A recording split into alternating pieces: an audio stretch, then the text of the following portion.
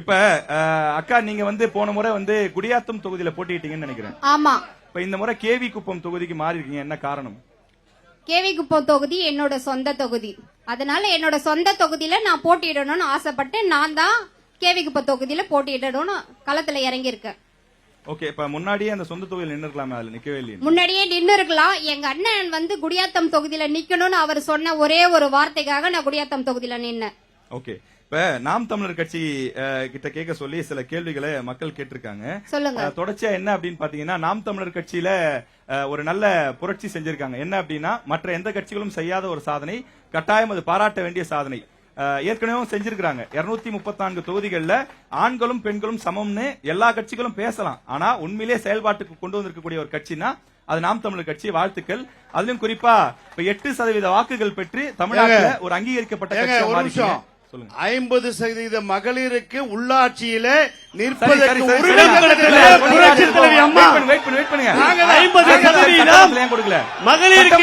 மாநகராட்சியிலும் சரி மாநகராட்சியிலும் சரி நகர 50% பெண்களுக்கு இடம் ஒதுக்கீடு கொடுத்தது புரட்சி தலைவி அம்மா. அப்போ நான் வெயிட் பண்ணுங்க எடப்பாடி குறுக்க பேசுங்க ப்ளீஸ். ஐயா உங்களுக்கும் கேக்குறேன், அண்ணா உங்களுக்கும் கேக்குறேன். நீங்க பேசும்போது நான் குறுக்கால ஏதாவது பேசுறேன்னா, நான் பேசும்போது நீங்க ஏன் குறுக்கால பேசுறீங்க? உங்களை ஏதாவது தொந்தரவு பண்ணனா, உங்களை ஏதாவது தொந்தரவு பண்ணனா, நான் பேசும்போது குறுக்கால பேசாதீங்க. நாங்க ஒரு வார்த்தை கூட பேசாதீங்க, கேளுங்க. சரி, ஓகே. இப்ப 8% வாக்குகள் பெற்றிருக்கீங்க. தமிழ்நாட்டில் நாம் தமிழர் கட்சி ஒரு அங்கீகரிக்கப்பட்ட கட்சியாக மாறி இருக்கு.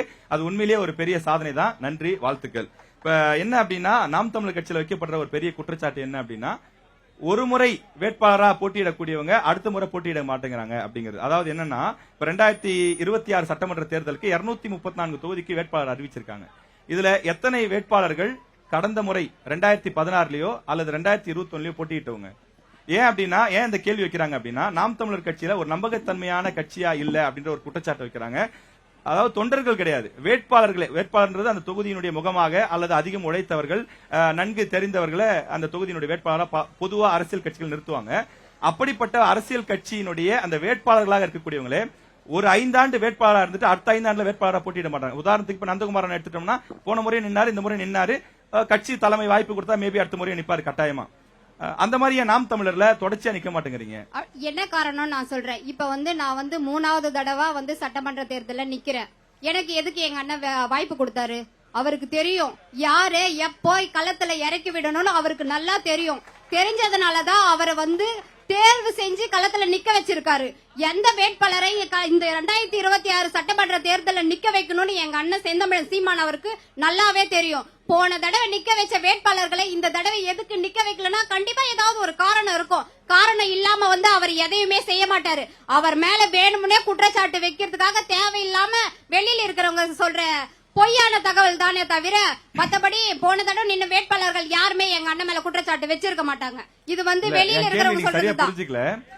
அவரு மீண்டும் அவங்களுக்கு சீட்டு கொடுக்கல அப்படிங்கறத சொல்ல வரல. கட்சியிலேயே அவங்க இருக்கிறதுல பெரும்பாலும் கட்சி விட்டு வெளியில போயிடுறாங்க அப்படின்னு சொல்றாங்க. தேவையில்லாம இப்ப நெல்மணிகள் இருக்குதுன்னா அதுல வந்து எல்லா நெல்மணிகளும் வந்து நல்ல நெல்மணிகளா இருக்காது. சில பதறுகள் இருக்கதான் செய்யும். காத்தடிச்சா அது பாட்டுக்கு பறந்து போயிடும். அதே மாதிரிதான் வெளியில போனவங்களும் பதறுகள் அவங்க வந்து இருக்கிறதுக்கு தகுதி இல்லாதவங்க. அதனால அவங்களா விலகி போயிட்டாங்க. நாங்களா யாரையும் விலகி போன்னு சொல்லல. எங்க அண்ணன் சீமான் அவர்களும் யாரையும் விலகி போன்னு சொல்லல. அவங்களா விலகி போனவங்க தான். ஓகே, இப்ப வேலூர் மாவட்டத்தை எடுத்துக்கிட்டோம் அப்படின்னா, இப்ப திமுக அதிமுக இவ்வளவு நேரம் நீங்க கூட சண்டை போட்டீங்க. மாத்தி போட்டி போட்டு சொல்றாங்க பாருங்க, நாங்க எங்க ஆட்சியில அதை கொண்டு வந்தோம், எங்க ஆட்சியில இதை கொண்டு வந்தோம்னு வளர்ச்சி திட்டங்களை அடுக்கிறதுக்கு நேரம் போதலன்னு சண்டை போடுறாங்க. அவ்வளவு நலத்திட்டங்களை செஞ்சிருக்காங்க, வளர்ச்சி திட்டங்களை செஞ்சிருக்காங்க, சாலைகள் போட்டிருக்காங்க, குடிநீர் கொடுத்திருக்காங்க, பல விஷயங்களை செஞ்சு கொடுத்திருக்காங்க. அப்ப மக்கள் அவர்களை ஒருத்தரை தானே தேர்வு செய்ய வாய்ப்பு இருக்கு. நாம் தமிழர் கட்சிக்கு மக்கள் ஏன் வாய்ப்பு கொடுப்பாங்க? எல்லாம் செஞ்சிருக்கிறேன்னு சொல்லியிருக்காங்களே, அது எல்லாமே சரியான முறையில செஞ்சிருக்காங்களா? இப்ப சாலை அமைச்சிருக்கன்னு சொல்லிருக்காங்க.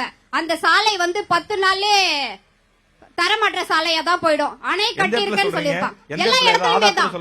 இப்ப நான் வந்து இந்த ரோட்ல இல்ல 19 சொல்லல. இப்ப நான் இந்த ரோட்ல தான் நான் வந்தேன். மென்ஷன் பண்ணி தான் சொல்றேன். இப்ப பக்கத்து சாலையில நான் வந்தேன். அந்த சாலை கரெக்டா இருக்கா? கரெக்டா இருக்கா? நீங்க கரெக்டா போய் பாருங்க. கரெக்டா இருக்கா? இந்த வேலூர் மாவட்டத்துல எல்லா பகுதியும் சுற்றி பாருங்க. எல்லா பகுதியிலும் வந்து சாலை கரெக்டா இருக்கா?